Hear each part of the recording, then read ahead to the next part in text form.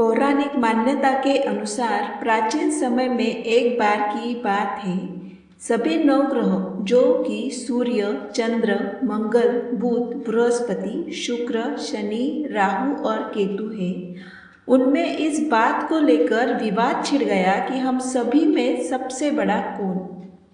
सभी लड़ने लगे। कोई कहता है मैं बड़ा हूँ तो कोई कहता है मैं बड़ा हूँ। और कोई निर्णय ना होने पर देवराज इंद्र के पास निर्णय कराने पहुंचे। इंद्र इससे घबरा गए और इस निर्णय को देने में अपनी असमर्थता जताई। परंतु उन्होंने कहा कि इस समय पृथ्वी पर राजा विक्रमादित्य है, जो कि अति न्यायप्रिय है, वही इसका निर्णय कर सकते हैं। सभी ग्रह एक साथ राजा विक्रमादित्य के पास पहुँचे और अपना विवाद बताया, साथ ही निर्णय के लिए कहा। राजा इस समस्या से अति चिंतित हो उठे, क्योंकि वे जानते थे कि जिस किसी को भी छोटा बताया वही कुपित हो उठेगा। तब राजा को एक उपाय सूझा। उन्होंने स्वर्ण, रजर, कांस्य, पीतल, शीशा, रांगा, जस्ता, अभ्रक और लोहे से 9 सिंहासन बनवाए और उन्हें क्रम से रख दिया। फिर उन सभी से निवेदन किया कि आप सभी अपने अपने सिंहासन पर स्थान ग्रहण करें। जो अंतिम सिंहासन पर बैठेगा वही सबसे छोटा होगा। लोह सिंहासन सबसे बाद में होने के कारण शनिदेव सबसे बाद में बैठे, तो वही सबसे छोटे कहलाए। उन्होंने सोचा कि राजा ने यह जानबूझकर किया। उन्होंने कुपित होकर राजा से कहा, राजा तुम मुझे नहीं जानता।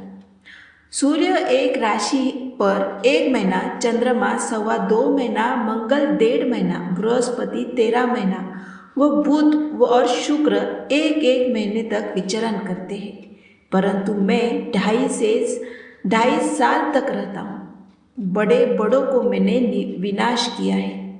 श्री रामचंद्र जी के 7.5 आने पर उन्हें वनवास हो गया। रावण के आने पर उनकी लंका को बंदरों की सेना ने परास्त होना पड़ा। अब तुम सावधान रहना, क्योंकि अगला विपत्ति तुम पर आने वाला है। ऐसा कहकर कुपित होते हुए शनिदेव वहां से चले गए। अन्य देवता खुशी खुशी वहां से गए। कुछ समय बाद राजा की 7.5 आई। तब शनिदेव घोड़े के सौदागर बनकर वहां आए। उनके साथ कई बढ़िया घोड़े थे। राजा ने यह समाचार सुन अपने अश्वपाल को अच्छे घोड़े खरीदने की आज्ञा दी। उसने कई अच्छे घोड़े खरीदे। वह एक सर्वोत्तम घोड़ा राजा को सवारी के लिए दिया। राजा जो ही उस पर बैठा, वह घोड़ा सरपट वन की ओर दौड़ा। वन में पहुंचकर वह अंतर्ध्य हो गया और राजा भूखा प्यासा भटकता रहा। तब एक ग्वाले ने उसे पानी पिलाया। राजा ने प्रसन्न होकर उसे अपनी अंगूठी दी। वह देकर राजा नगर को चल दिया और वहां अपना नाम उज्जैन निवासी वीका बताया। वहां एक सेठ की दुकान पर राजा ने जल इत्यादि पिया और कुछ विश्राम भी किया। भाग्यवश उस समय सेठ की बड़ी बिक्री हुई। सेठ उसे खाना इत्यादि कराने खुश होकर अपने साथ घर ले गया। वहां उसने एक खूंटी पर देखा कि एक हार टंगा है, जैसे से खूंटी निकल रही है। थोड़ी देर में पूरा हार गायब हो गया। जब सेठ वापस आया तो उसने देखा कि हार तो गायब है।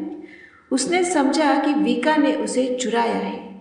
उसने वीका को कोतवाल के पास पकड़वा दिया। फिर राजा ने उसे चोर समझकर हाथ पैर कटवा दिए। वही चौरंगिया बन गया और नगर के बाहर फंकवा दिया गया। वहां से एक तेली निकल रहा था, जिसे दया आई और उसने वीका को अपनी गाड़ी में बिठा लिया। वह अपनी जेब से हाँकने लगा।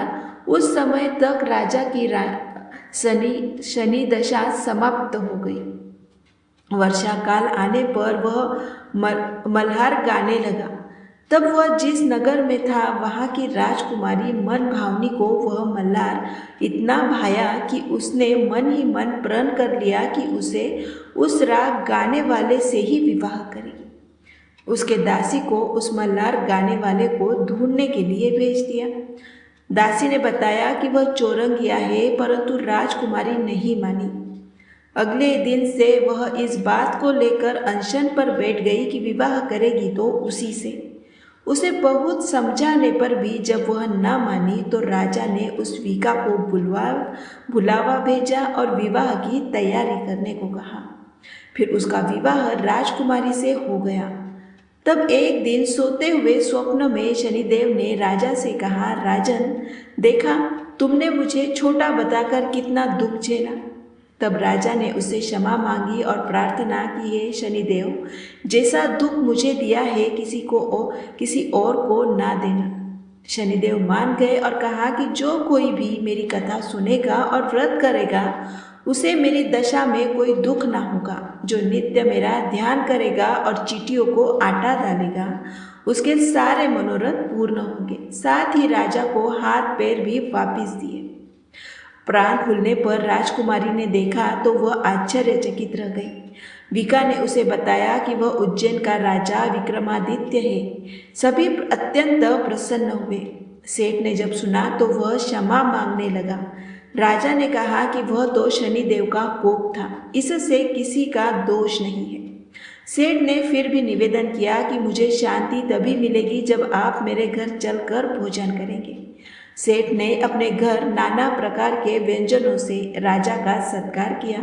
साथ ही सभी ने देखा कि जो फूटी हार निगल गई थी वही अब उसे उगल रही थी। सेठ ने अनेक मोहरे देकर राजा का धन्यवाद किया और अपनी कन्या श्री कौड़ी से पानी ग्रहण का निवेदन किया। राजा ने सहर्ष स्वीकार किया। कुछ समय पश्चात राजा अपने दोनों रानियों मनभवनी की और श्री कौड़ी सहित उज्जैन नगरी को चल दिए।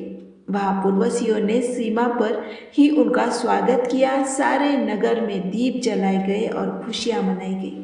राजा ने घोषणा की कि मैंने शनिदेव को सबसे छोटा बताया था, जबकि असल में वही सर्वोपरि है। तब से सारे राज्य में शनिदेव की पूजा और कथा नियमित होने लगी। सारी प्रजा ने बहुत समय खुशी और आनंद के साथ बिताया। जो कोई शनिदेव के इस कथा को सुनता या पढ़ता है उसके सारे दुख दूर हो जाते हैं। तो बोलिए शनिदेव महाराज की जय।